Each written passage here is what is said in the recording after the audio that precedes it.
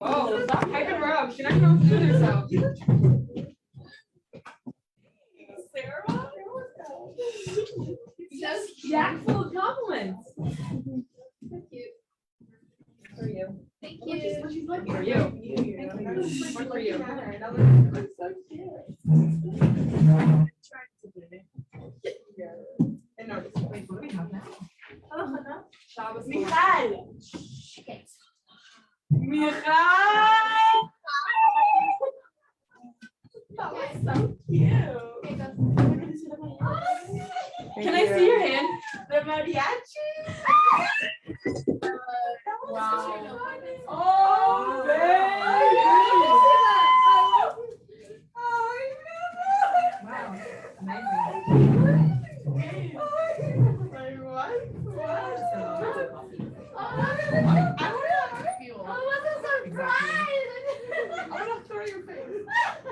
Wow. Let me see your hand. See that beauty? This is a beauty.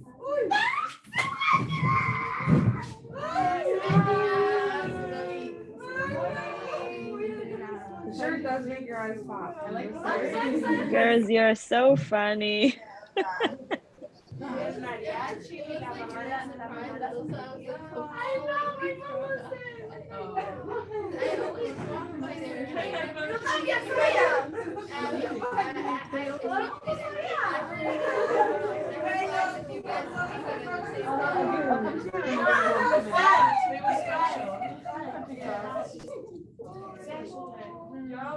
Do you guys usually run light? No, yo no sabía que no, porque todo el mundo lo sabía de We usually run late. Oh, okay. How was your night? How was your night?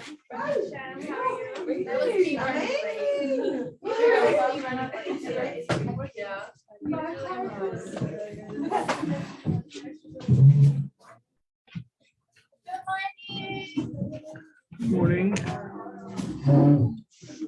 We'll see the Morning, Rabbi. Morning. Yes, yes. Thank you so much. Does anyone else need one? One of the girls is away this week and she asked me to record the class. Do you mind? I guess you could. Sarah. Zoom is recording. Muchas por favor. It's recording?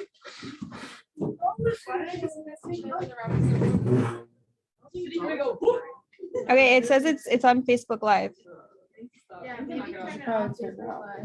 So that means it's record. Oh wait, I can click record. That means in the Zoom. I'm clicking record. You can record and also take it off. Is that your recording point? So now Wait, is it off Facebook Live or no? it's still on Facebook. I think they want to. The whole day? Okay, let's see what we have here. Rap report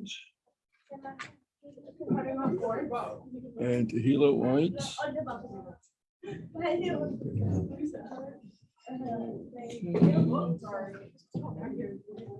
Okay. Kabina Buckin.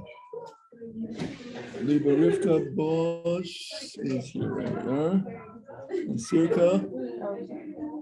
See. Real Diamond, I don't see. Karen. Okay, getting tomorrow. Sarah Kornblatt. Okay, Hannah. Yeah, we really are. Kaya is here. Okay, Sarah Abigail. Sarah Abigail. See. Sarah Mora is here. Tova Razel is here. Rachel O'Connor is here. Samantha is here. Khedba Shigalov is here. Hannah Sternberg. Okay, Sarah Sutkin. What? Okay, Radam Lack and Anna McGrath. Okay. And Chanel. Okay. Yeah. Okay.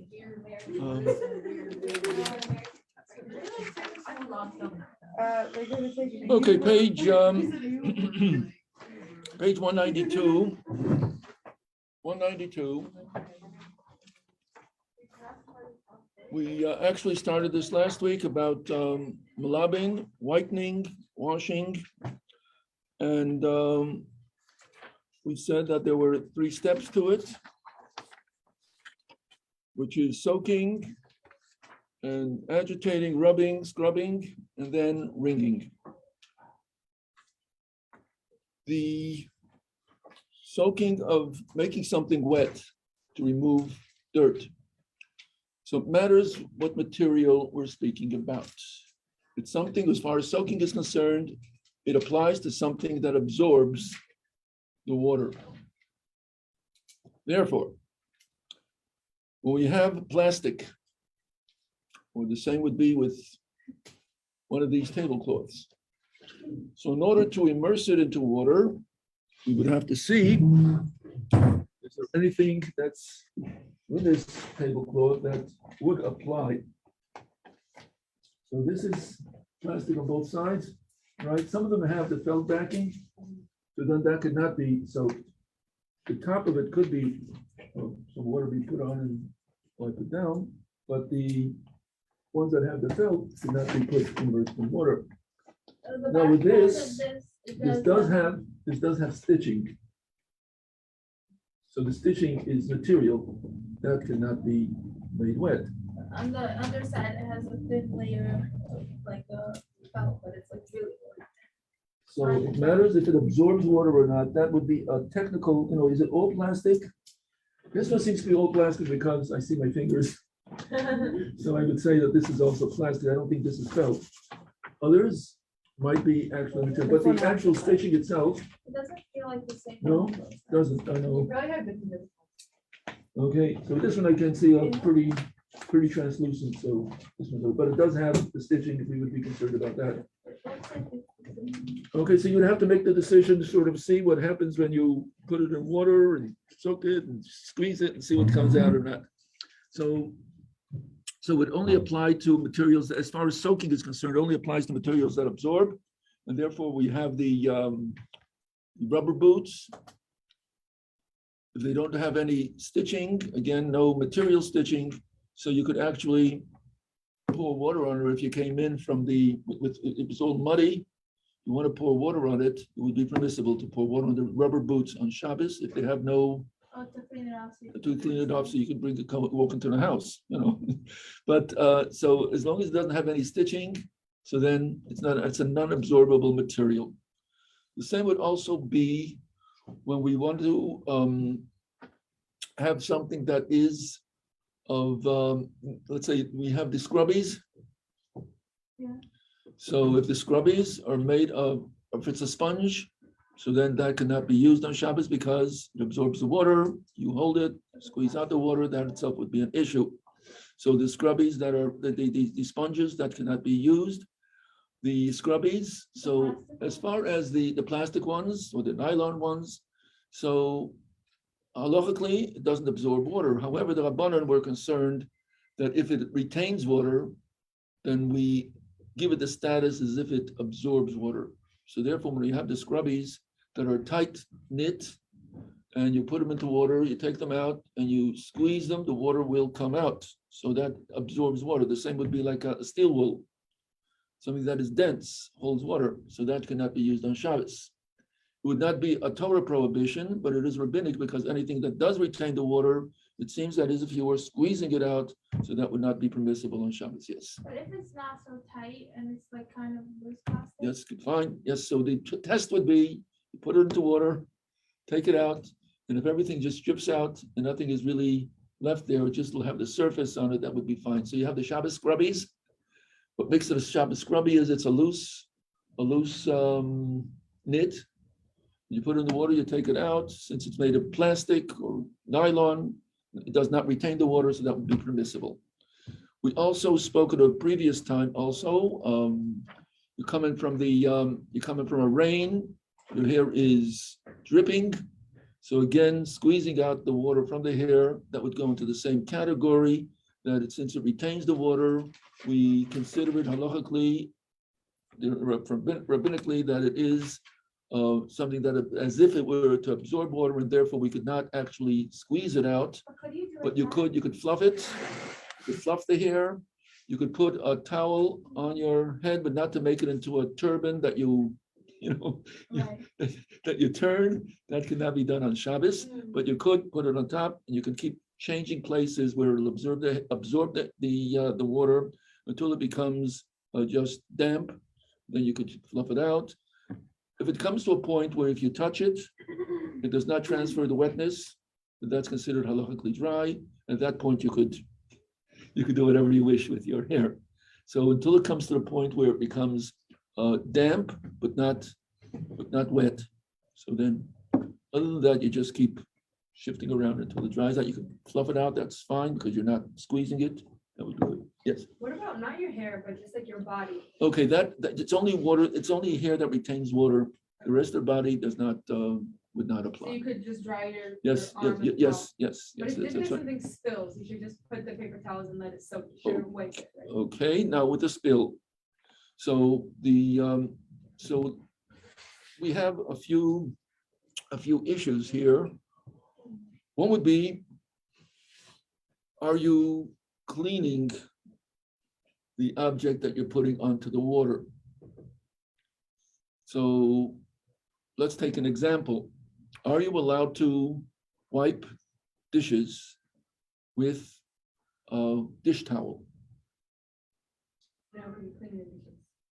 So now let's back again to our dishes. Does this malacha apply to a hard surface? Just as we said that it does not apply to a plastic because it doesn't absorb, the same would also be with a hard surface.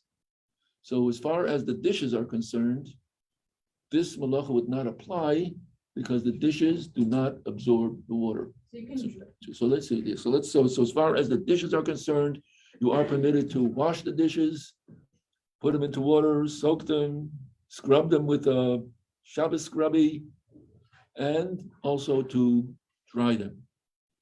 So you're allowed to dry the dishes. And as far as drying the dishes are concerned, with a dish towel, is there an issue?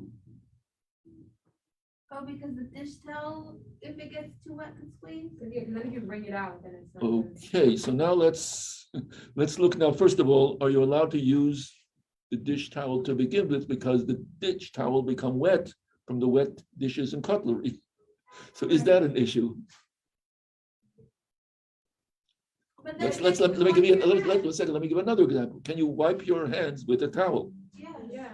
And we're going to go Mechon Chana, and where everyone is washing for Shabbos, and the towel. If you usually, I guess you use paper towels, but if you're going to be using a cloth towel, would everyone be able to use that towel one after another? Yeah. Why? Because Because you use your hands. so You're not purposely getting the water out. you're drying hands, and what's happening to the towel. So our issue is, are you allowed to wash a towel on Shabbos? You're not allowed to wash a towel on Shabbos. But when you're drying your hands, what's happening to the towel? It's getting wet. And It's drying. what?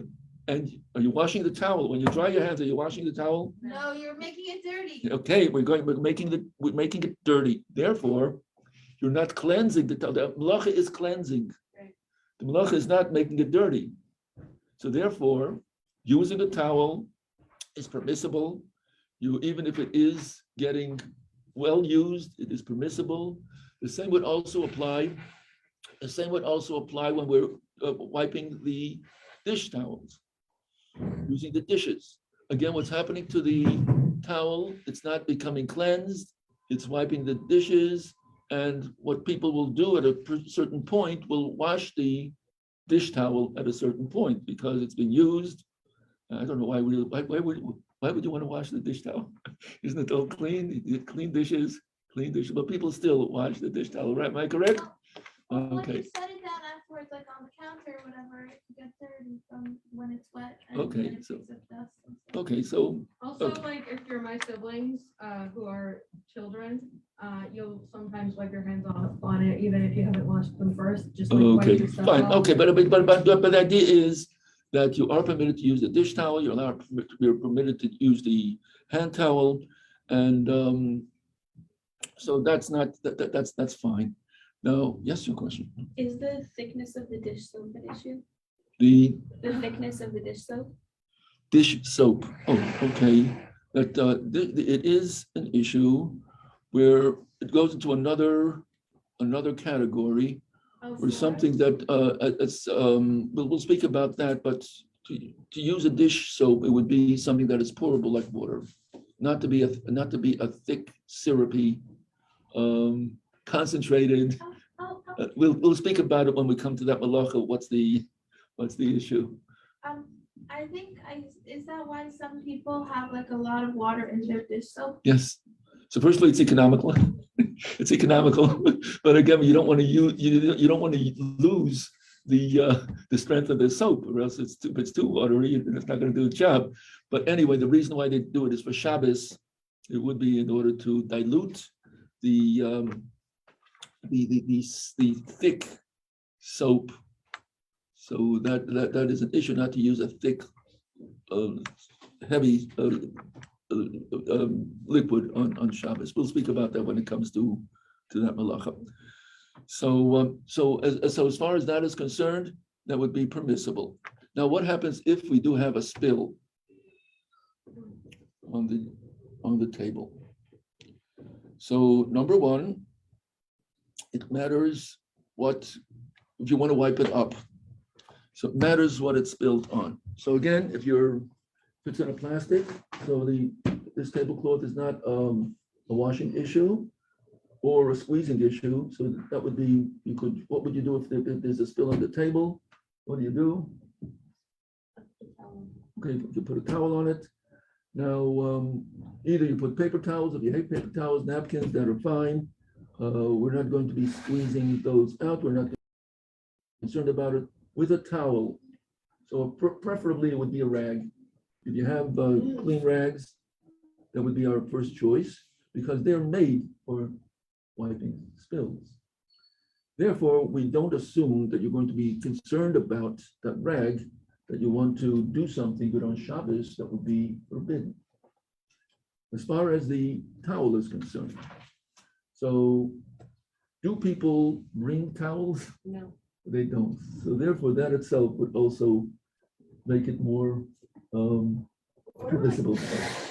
So now let's go back now to if we have an actual cloth tablecloth.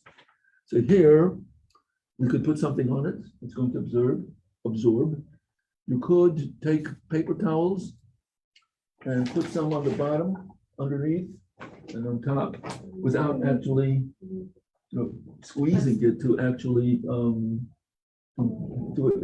to get the water that is inside out. So that would have to be gently. After it gets saturated, you could take the paper towels out. You could replace it with something else. But again, we cannot squeeze whatever we're putting on top to squeeze out all the water that's in. So we let it remain as is, since it's a cloth material. So you cannot squeeze out the water that's in the cloth material. So whatever, if there's a big spill on the floor, again, paper towels, you could put a towel down as well. Now, once the towel becomes absorbed with water, and the definition of absorbed is that if it's that wet, that it's not just moist, but it transfers the wetness to another surface, you touch it, it's really saturated, you go like this hand becomes wet, so this towel is really saturated. Again, the first choice would be put a rag down, if it's a towel. So now what could we do? If you already put the towel down. Put the towel down on the floor, it's really saturated. Now, Well, you can't bring it out. our number one would be, don't pick it up, just leave it there until it dries. Yeah. Another thing that could be done, in case it is a situation where you are concerned that maybe there are children there, someone will trip over it, what could be done in such a situation? Take another towel? So you could do that. and have the second towel absorb the first, but if two people pick it up together, that would be permissible, because what was our concern? You might wring it out. If two people are going to pick it up together on Shabbos, They're not gonna like start going like that they're together. they're going to remind each other. So if we have two people, they're going to remind each other, so they will not wring it. They'll take it to the bathroom, throw it into the shower, throw it into the bathtub. So again, so generally when you would be learning it in the halacha, they would not tell you about taking about two people. They would just tell you to leave it there until it dries or until after Shabbos. But that is a choice that you would also have in order to, if the situation is such that you don't want it to be there.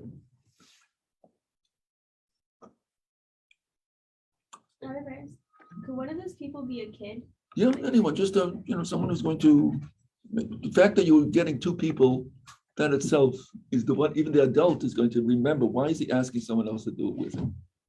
Because it's Shabbos, wants to have a reminder. So that itself would be enough. Now, the second step is after soaking something as a part of washing to remove the dirt.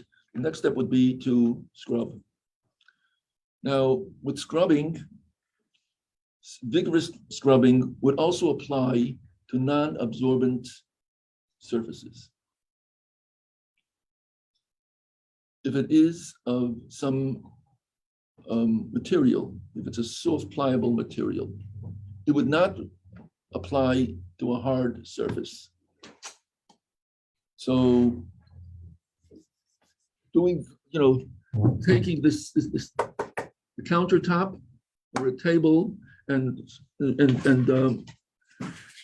drying it vigorously or scrubbing it vigorously, that would not apply because it is of a non-absorbent, but it's not just non-absorbent, it's not a pliable material, it's not a material, it's a hard surface. So then this would not apply.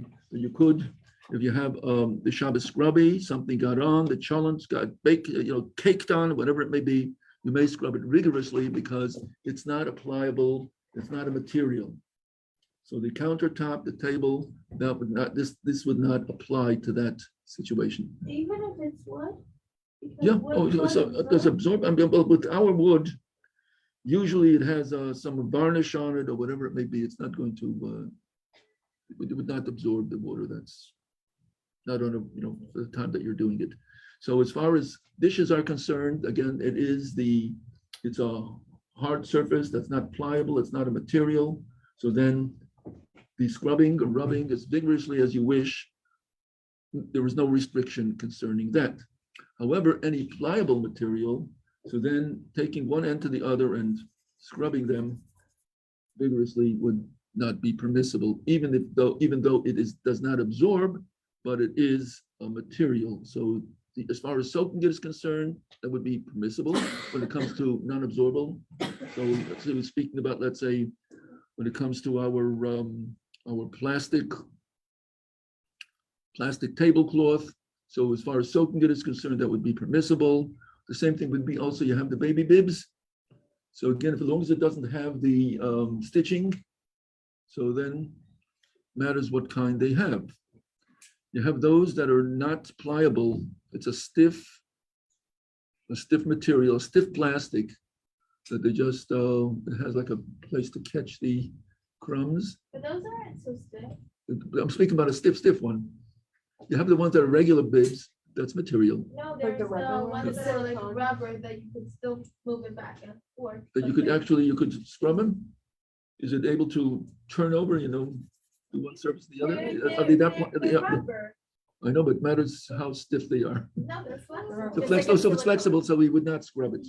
We Thank could wipe it down gently, but not to scrub it. But it's not absorbent. No, it's as I said, so when it comes, as far as making it wet is concerned, that would be permissible. So good would be permissible. Okay, so that's pliable. So the example that she gave from her. So that you cannot scrub, but you could make it wet. So there's two different rules as far as there's three steps. There's the soaking and scrubbing and You wringing. could also scrub So- that. So this could not be scrubbed. I mean, scrubbed. not scrubbed, That could be soaked, yes. So the material that does not absorb could be soaked.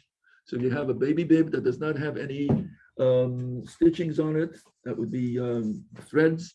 So that could be actually put into the sink and wash it down, but not to scrub it vigorously. You could then wipe it down gently.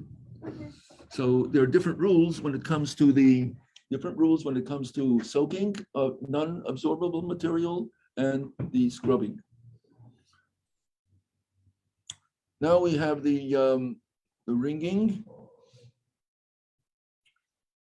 So that again, a material that you could wipe down the, if you're wiping it down, you could wipe down the plastic, that could be wiped. Okay. One should, before Shabbos, remove the sponges from the sink.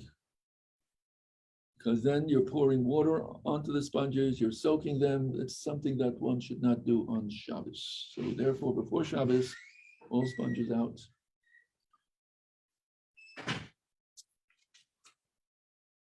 See there. Okay. Do you mean just like So physically he- in the sink or in Mhm. the sink area? What? Or do you think?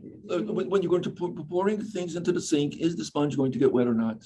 If it's that big of a sink and it's on the side, and you can pour the water, it's not going to soak the sponge, then it's not an issue. The issue is not to make the sponge wet, basically.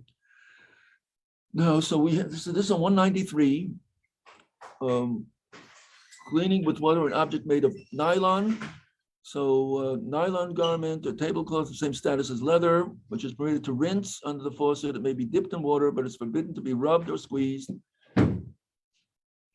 So that would similarly permitted to rinse a rubber pacifier, rinse boots made out of rubber or plastic. So those are fine. Now, So you could rub it, you just can't scrub it. that's right. So we have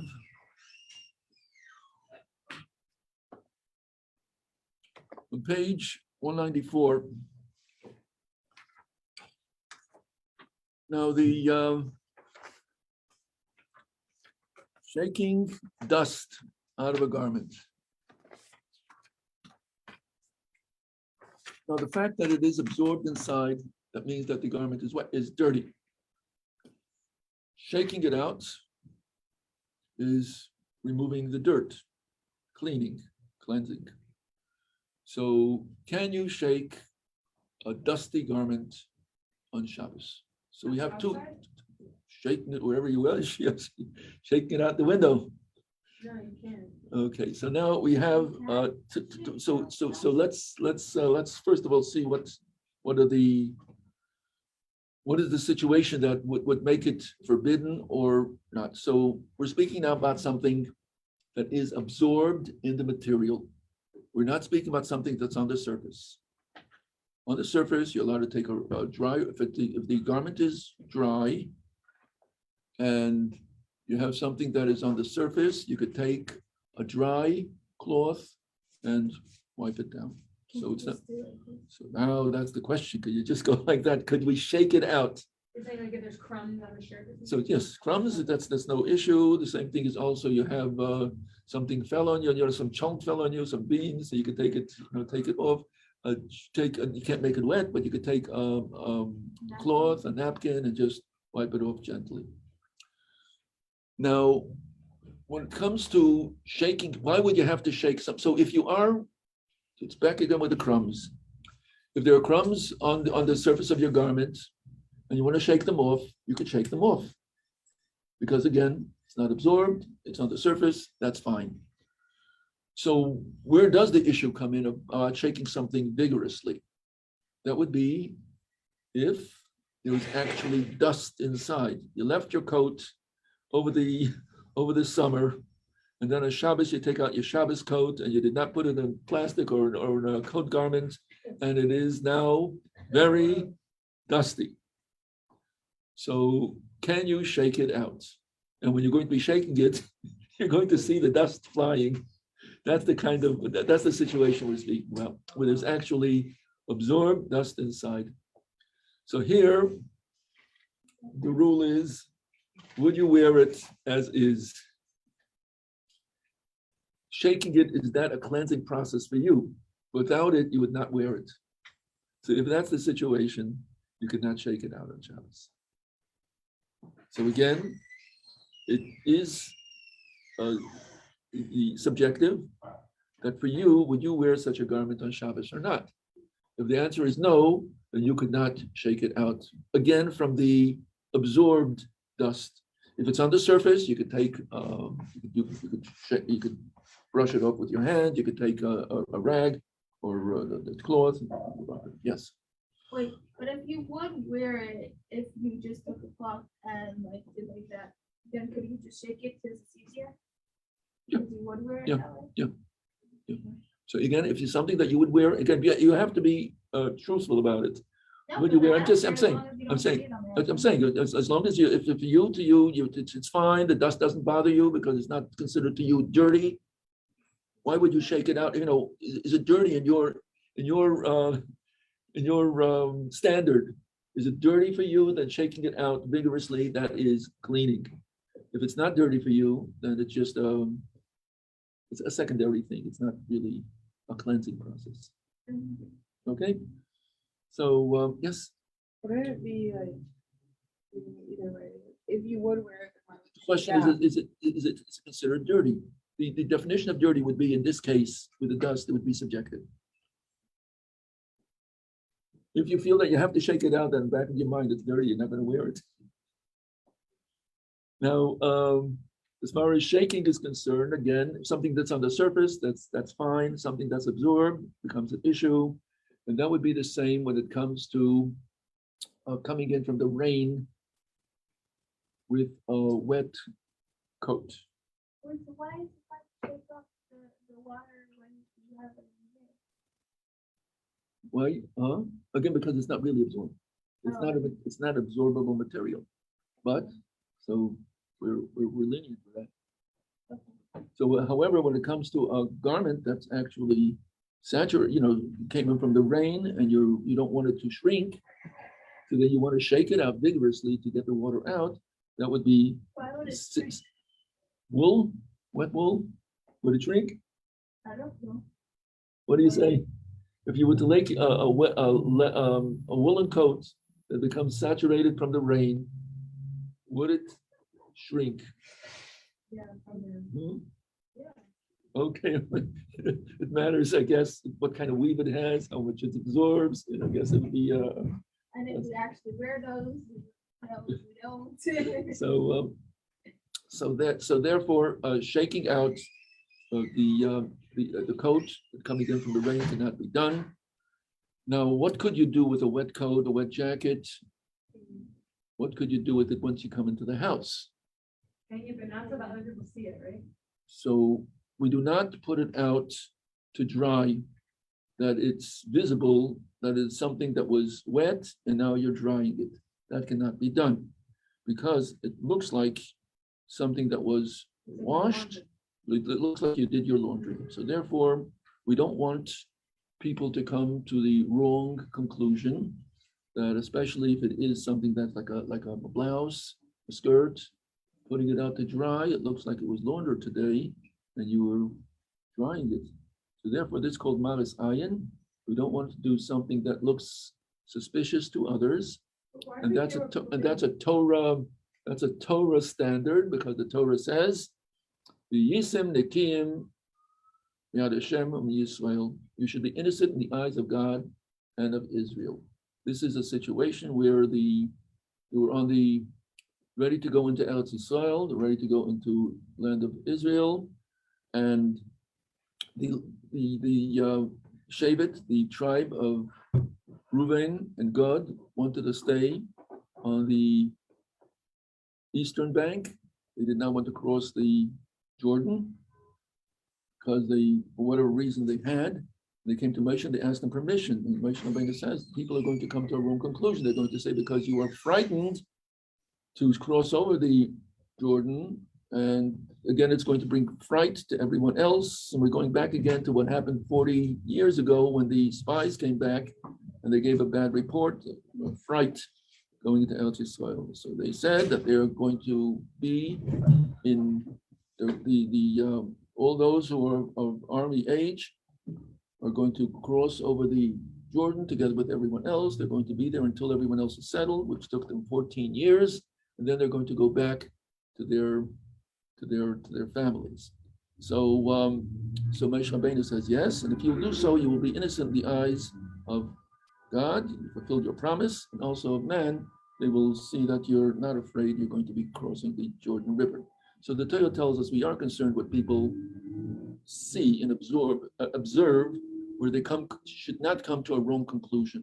So therefore, as far as laundry is concerned, it's one or two things. People might think that you did the laundry on Shabbos, or people might say that if my Chabad Rebbetzin does this, even though she was only drying it from the rain, if my Chabad Rebbetzin could do it, then it must be permissible.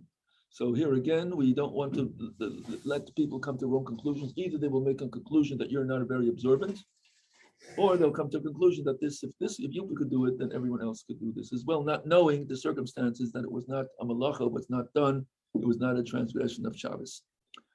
So what could you do with a wet garment? So you would treat it the same as you would a dry garment. Wherever a dry garment is put, you could put this as well. So therefore, if you have the coat rack, so there's no problem with hanging up your wet coat on the coat rack, because that's where coats are a place for hanging coats.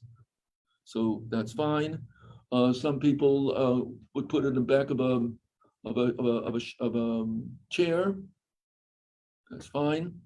Some people hang things on the knob of a door. That would be fine. If you don't like to have that in your house, then that's a different story. But as far as drying is concerned, this is not where someone puts something out to dry. You don't dry something in the back of a chair or a doorknob. You would dry it on a drying rack. That would be the regular place to do. So what you cannot do is take two chairs together and make it into a big surface, and then take the coat and spread it out on both chairs. That looks like you're drying it. That's not where you're putting it away. But if you're just putting it away, then that is fine.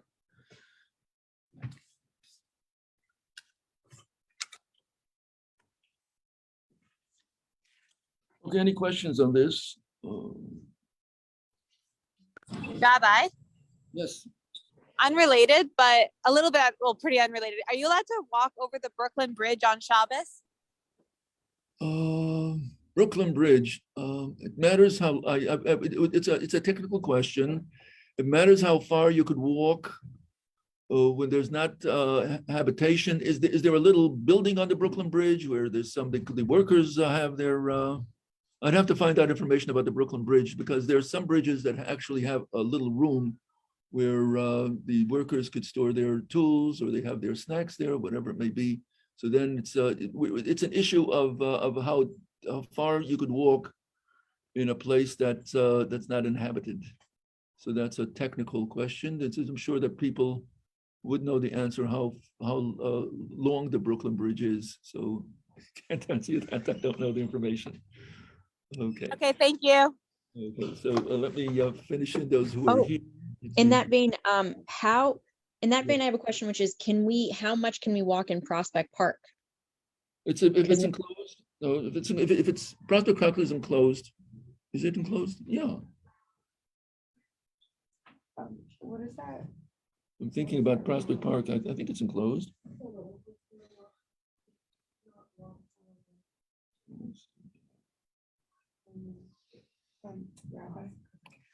We just put those who are here, otherwise. And again, Phoebe, you're Bina. It's Dina?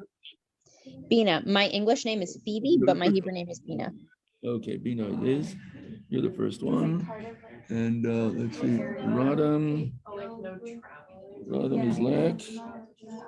Okay. Sarah Titkin.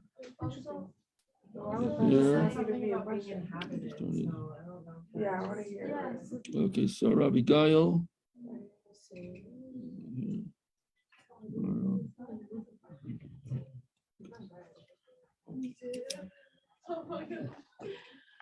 Okay, so we'll get back to that.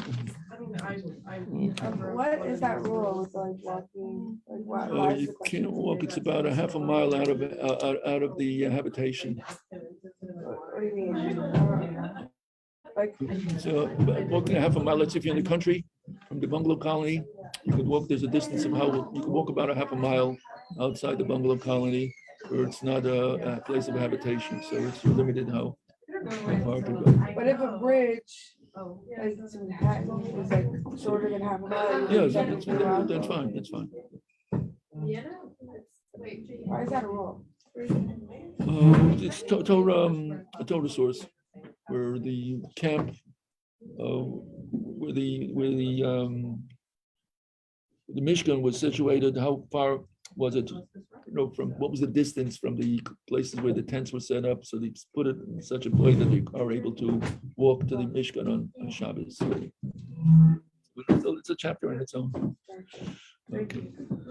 So there's a Malacha about traveling alone, like not to travel where there's no people or something. Something like, you could take a walk, but again, if it's outside the city limits. So then there's a distance, you walk about a half a mile outside the city. It You would said be after the something last about house. inhabitant. That's a bit, but if it is, so then it's not, it's still part of the city. If it's, so then you're not outside the city. You're still there. Yeah, that is interesting.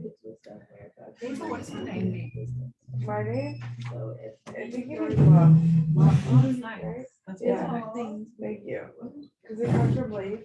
So if parts is within your fear, Mama, baby. even though you cannot see them, example, planets, distant stars, etc.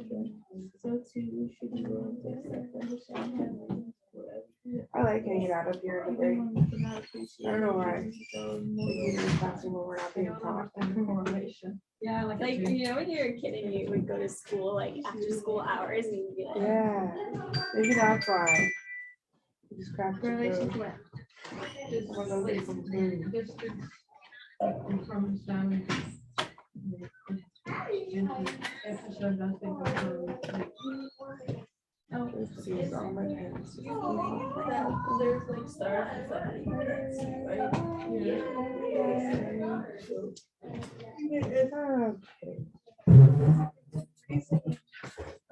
doing stuff that you can see that it's not like really Right. positive things. It could be like a far stretch. There's girls coming. They're like, we'll stay free. John! Hello, Arthur. Overanalyzing it, like they stop overanalyzing things, but there also could be another layer. Time is actually everywhere, so there's not actually a distance. So since we also can see some of the stars. I know, no, so I'm saying like, because we can see the light from some of the stars if we look hard enough. So I love symbolism. I think. That makes sense. Oh, yeah. It's not nice outside. Actually, less tired than I was yesterday because I got a whole Extra hour of sleep. Thank you, my. I got a whole lot of extra hours of sleep. Sorry, I went to sleep at like, I was like asleep at like 8.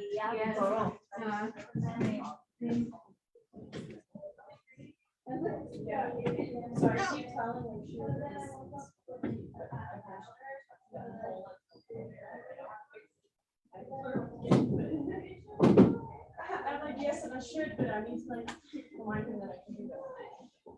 Stop.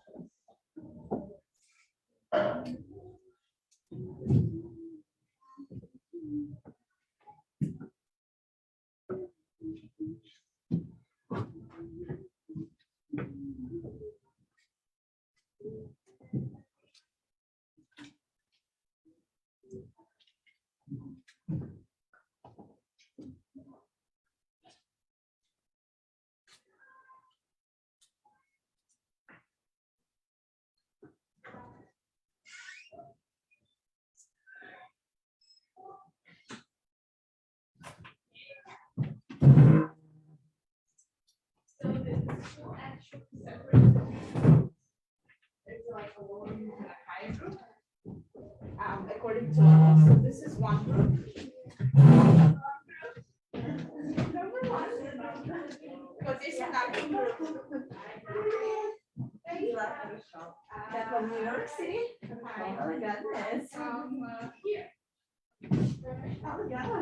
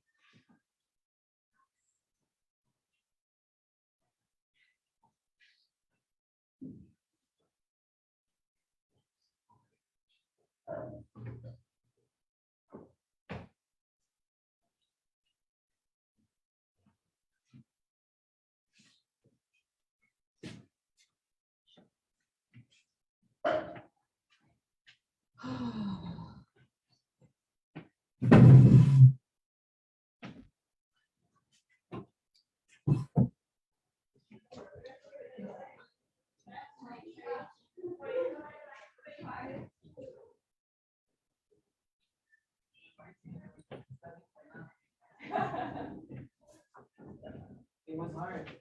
Really, no, it's really hard. Like understanding everything. Yes. You finished already, right? Now I did it for Monday, which is, yeah, and now we're waiting for the results, so in the meanwhile.